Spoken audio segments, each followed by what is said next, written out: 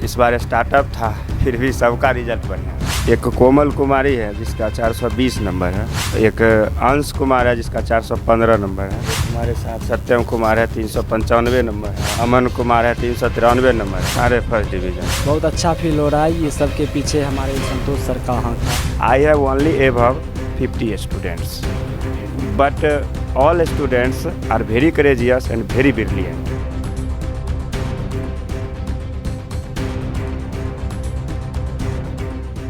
सबसे पहले तो आप सभी को बिहार दिवस की हार्दिक बधाई।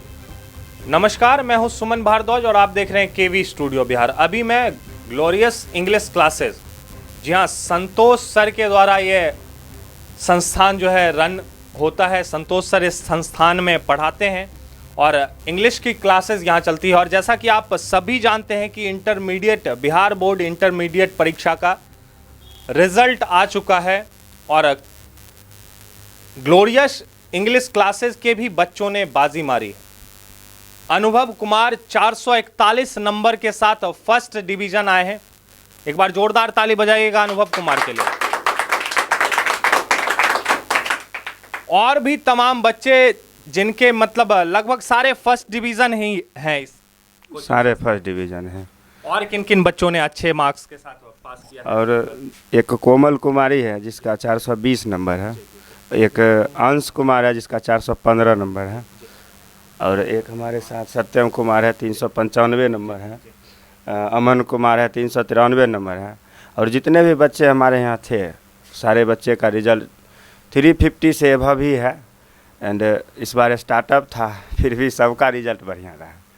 एक बार जोरदार ताली बजा लीजिएगा इन बच्चों के लिए और सर के लिए, जो सर के दिशा निर्देश में इतनी अच्छी रिजल्ट आई।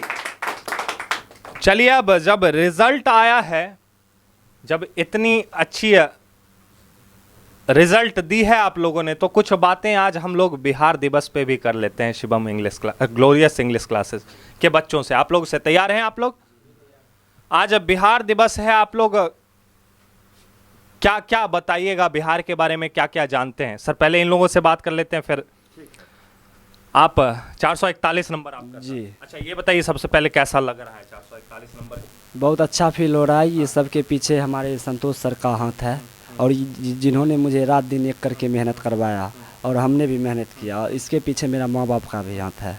आज बिहार दिवस है, क्या कहना चाहिएगा बिहार दिवस? बिहार दिवस पर हम युवा लोग को यही कहना चाहते हैं, एकजुट होकर अपने बिहार का गौरव ऊंचा करे और सिर ऊंचा करे। कोई भी क्षेत्र में वो काम करे तो सीना चौड़ा करके करे और अपना बिहार का प्रतिष्ठा का ध्यान रखते हुए सही राह पर चले। अच्छा, हमारे शहर में प्रदूषण बहुत ज़्यादा, हमारा शहर बहुत ज़्यादा प्रदूषित शहर है। इसके बारे में क्या राय रखना चाहेंगे आप? कैसे हमारा शहर जो है, बेगूसराय शहर, प्रदूषण कम हो? या पहली बात तो ध्यान रखते हुए हमें कहना चाहिए कि आप पहले तो हमें गंगा रिवर बह रही है, उसमें तो कचरा नहीं डालना चाहिए। उसके बाद प्लास्टिक का उपयोग कम कर देना चाहिए, हमें इको फ्रेंडली होना चाहिए और हमें सीएनजी गैस का प्रयोग करना चाहिए।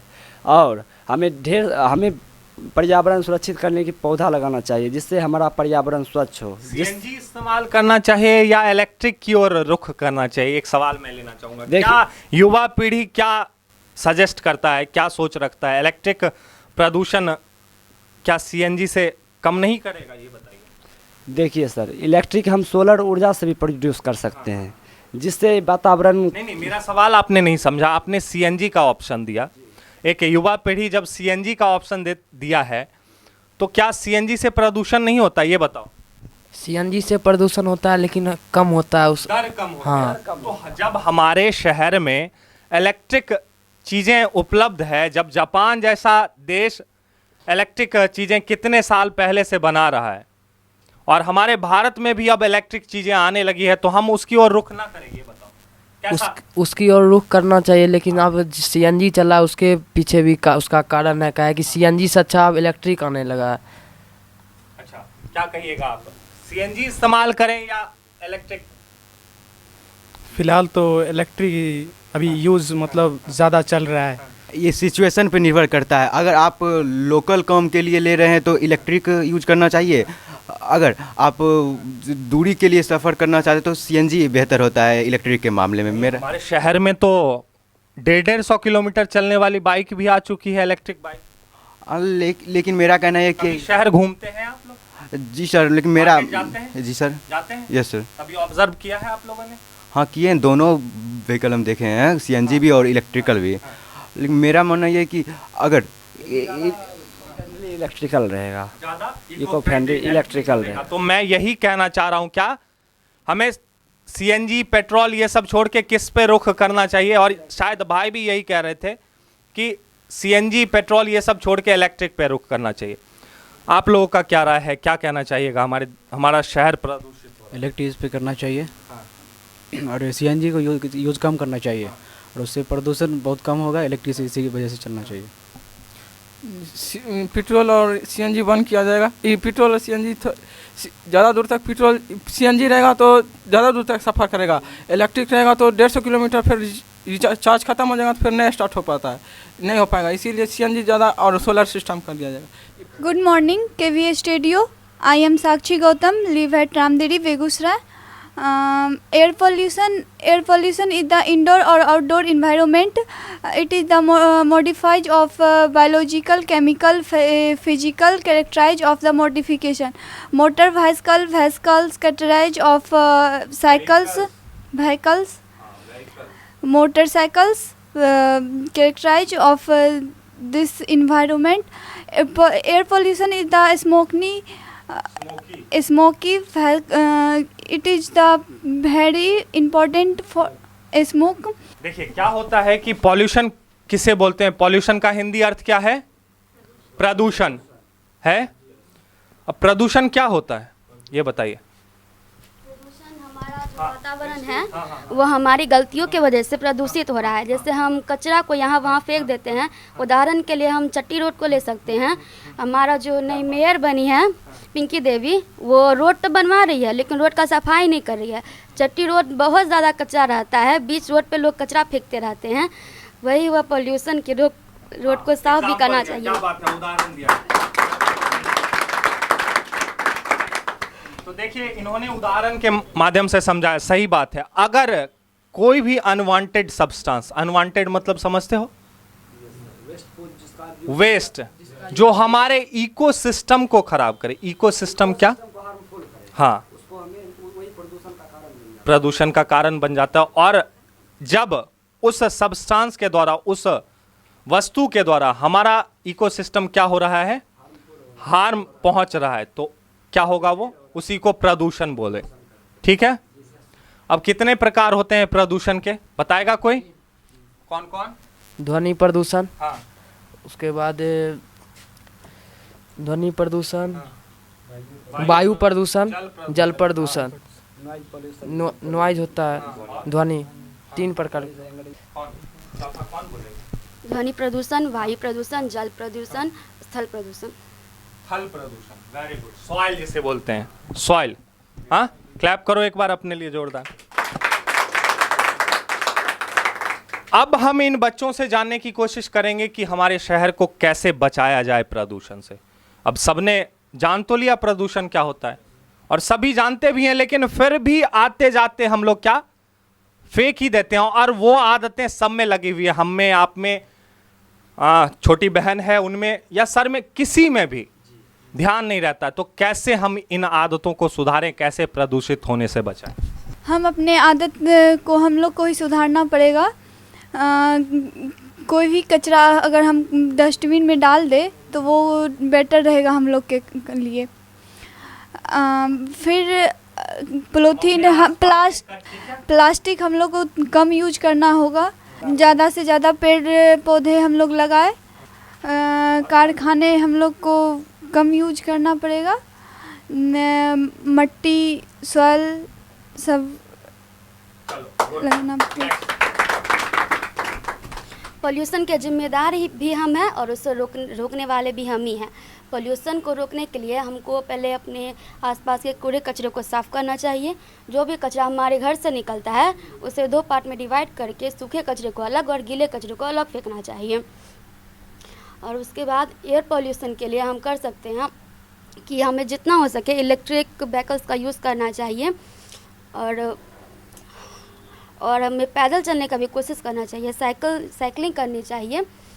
हमारे पास बहुत सारे ऑप्शंस हैं जिससे हम प्रदूषण को रोक सकते हैं।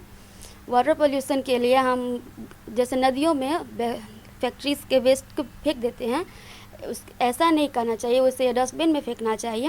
अपने कूड़े कचरे को नदी में नहीं फेंकना चाहिए।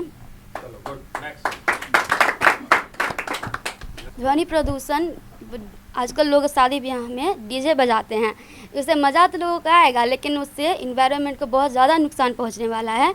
जो डॉग्स होते हैं उन्हें सुनने में बहुत ज़्यादा प्रॉब्लम हो जाती है, कान के पर्दे फट सकते हैं।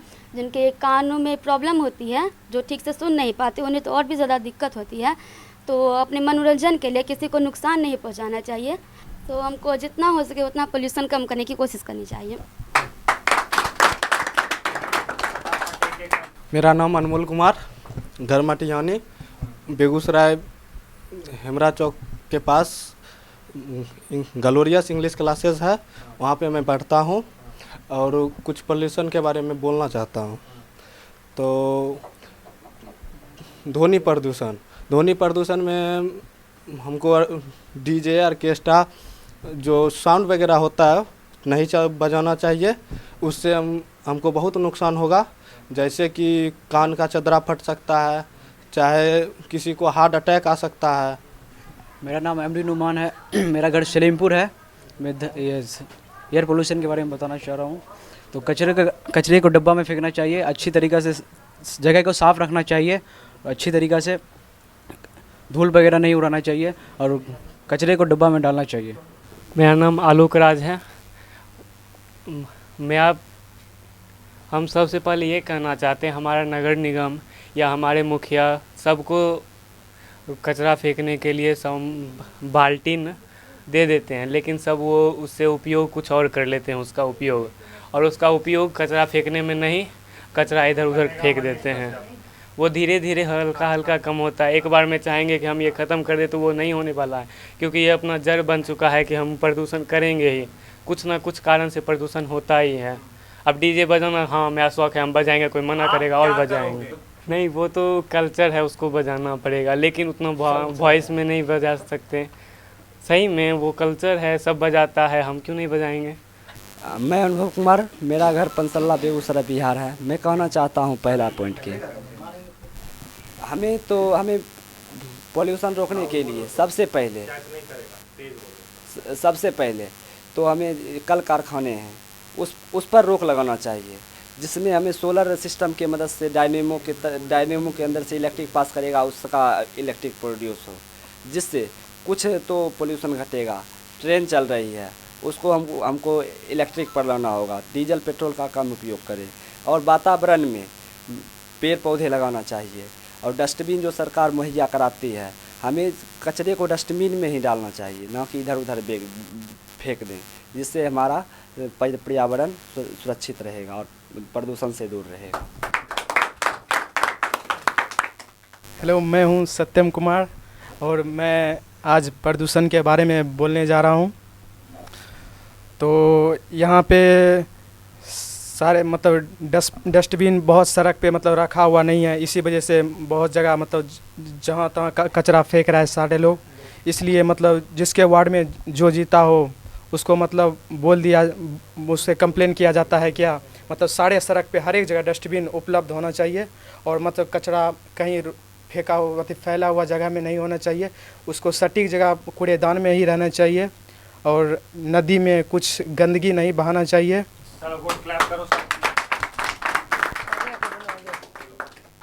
हेलो, मेरा नाम अमन कुमार है।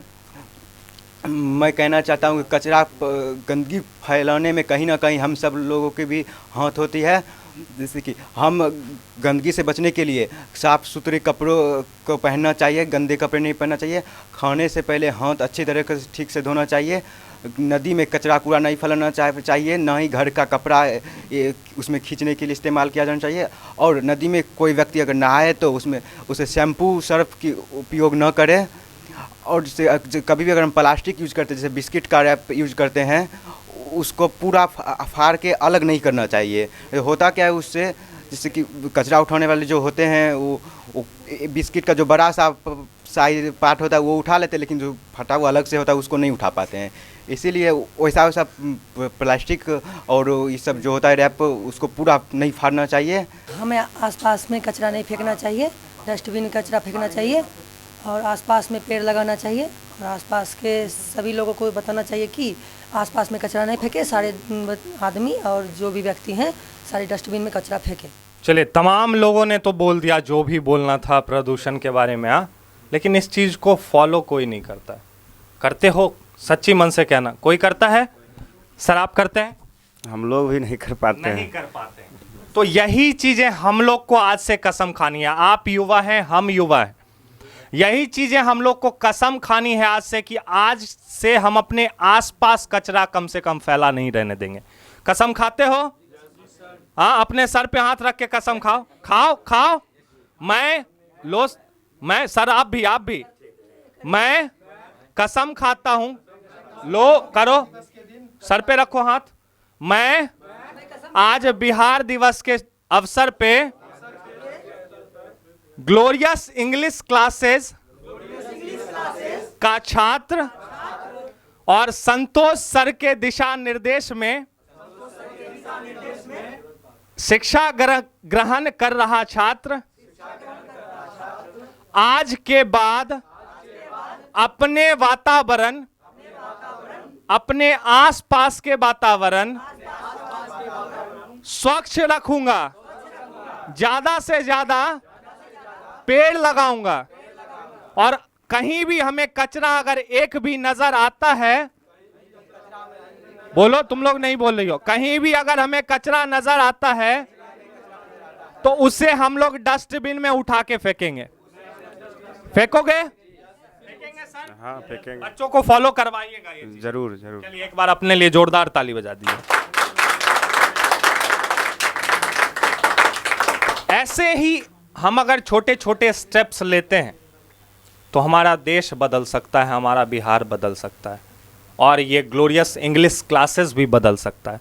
हालांकि बच्चों की पढ़ाई की बात करें तो अच्छे अच्छे मार्क्स बच्चों ने लाए, तो उन बच्चों के लिए भी एक बार जोरदार ताली हम भी बजा लेते हैं। और हमारे साथ संतोष सर हैं, क्या कहिएगा, मतलब कैसी पढ़ाई होती है जो तमाम बच्चों ने फर्स्ट डिवीज़न किया? मैं अपनी प्रशंसा तो नहीं करूँगा, but I will tell that कि हमारे जो बच्चे हैं वही मेहनत करते हैं। भले हमारे यहाँ बच्चे कम हैं बट वे लोग मेहनती हैं, दे आर वेरी करेजियस, और उनके पेरेंट्स भी काफ़ी सेंसिटिव हैं जो बिलीव करके मेरे यहाँ पढ़ने भेजते हैं। और मैं उम्मीद करता हूँ कि इस बार भी बिहार टॉपर देने का प्रयास करूँगा। बिहार टॉपर, जी। क्या बात है, ताली बात। और होता क्या है कि बच्चे जो पढ़ लेते हैं तो मैं करता क्या हूँ कि जब 2 महीना बचता है एग्ज़ाम का तो उन सबको हॉस्टल बेस कर देता हूँ, खास करके लड़कों को, और लड़कियों को भी शाम तक रोकता हूँ और मैं प्रयास करता हूँ कि सारे सब्जेक्ट में वो बेहतर रिजल्ट दें। और बैचेज चलते हैं सर? अभी तो मैं न्यू टीचर हूँ, ऐसा नहीं कहूँगा कि मेरे पास 200 बच्चे हैं। I have only above 50 students, but all students are very courageous and very brilliant, और वे लोग बहुत मेहनत करते हैं। मुझसे भी ज़्यादा मेरे बच्चे मेहनत करते हैं और उन्हें लगता है कि if I don't work hard then teacher will mock me. तो इसलिए मैं प्रयास करता हूँ कि हमारे बच्चे और बेहतर करें, और जो बच्चे पास हो गए हैं मैं उनसे आई कॉन्ग्रेचुलेट देम एंड कहना चाहूँगा कि वे आगे अपने फ्यूचर में बेहतर करें, अच्छे मुकाम तक जाएं। हमारी एक स्टूडेंट रह चुकी है जो आज SDM है, मैं 2009 से पढ़ा रहा हूँ। तो भले मैं यहाँ न्यू कमर हूँ but I have taught on different places such as Khagaria, such as Samastipur, Patna also. तो मैंने जो बच्चे को पढ़ाया वे बच्चे आज हमसे भी आगे हैं, तो मुझे गर्व होता है कि आखिर मैं जॉब नहीं कर पाया बट मेरे बच्चे आज ऊंचे ऊंचे पोस्ट पे हैं। कई बच्चे तो CISF में इंजीनियर सारे हैं। तो मैं इन लोगों को भी शुभकामनाएं देता हूं और कामना करता हूं कि वे इन फ्यूचर हमसे भी बेहतर टीचर, हमसे भी बेहतर एडवोकेट, हमसे भी बेहतर जो है लीडर बने, स्टेट्समैन बने या एक्टर बने। जिन क्षेत्र में इनको जाना हो वो जाएं और मेरी शुभकामनाएं इनके साथ है। Thank you. तो इन्हीं में से कोई फिर से एसडीएम बनेगा, कोई एसपी बनेगा, कोई डीएसपी बनेगा। हालांकि ये सारे बच्चे मध्यम वर्गीय परिवार के बच्चे हैं, सभी हैं ना, कोई अमीर परिवार से तो नहीं है। और सभी बच्चे अपनी अपनी शिक्षा ग्रहण कर रहे हैं और लक्ष्य की ओर अग्रसर हैं और सर के दिशा निर्देश में अपने लक्ष्य की तैयारी कर रहे हैं। और आशा करता हूं कि आज से ये चीजें आप लोग फॉलो करेंगे जो मैंने कसम दिलवाई है। करेंगे? यस सर, करेंगे। नहीं करोगे तब फिर हम माइक लेके पहुंचेंगे। जी पहुंच जाइएगा। हाँ पहुंचेंगे। चलिए, तो आप लोग भी अपने बच्चों के उज्जवल भविष्य के लिए ग्लोरियस इंग्लिश क्लासेस में अपने बच्चों को पढ़ने के लिए भेज सकते हैं। और मैं पता इसका बता देता हूं, हेमरा चौक बेगूसराय इसका पता है। हेमरा चौक के पास ये ग्लोरियस इंग्लिश क्लासेस है। और हमारे साथ संतोष सर हैं जिनकी एक छात्रा एसडीएम भी रह चुकी है और कई सीआईएसएफ में हैं। तो गर्व होता है और कहते हैं कि गुरु गुर रह जाता है और चेला चिन्नी हो जाता है। गुरु गुर रह जाता है, चेला चिन्नी हो जाता है, लेकिन गुरु गुर रहते हुए भी अपने आप को बहुत गौरवान्वित महसूस करता है कि हमारा बच्चा आज पढ़ाए सफलता की सीढ़ी को चूम रहा है। चलिए, तो इसी शब्द के साथ आप लोग से अलविदा लेता हूं मैं। मिलूंगा अगले वीडियो में किसी और दिन। चलिए, फिर आप लोगों से भी अलविदा लेता हूं और मिलूंगा किसी अगले वीडियो में एक रोचक कहानी के साथ, एक रोचक जानकारी के साथ। कैमरामैन विकास के साथ मैं सुमन भारद्वाज, केवी स्टूडियो बिहार।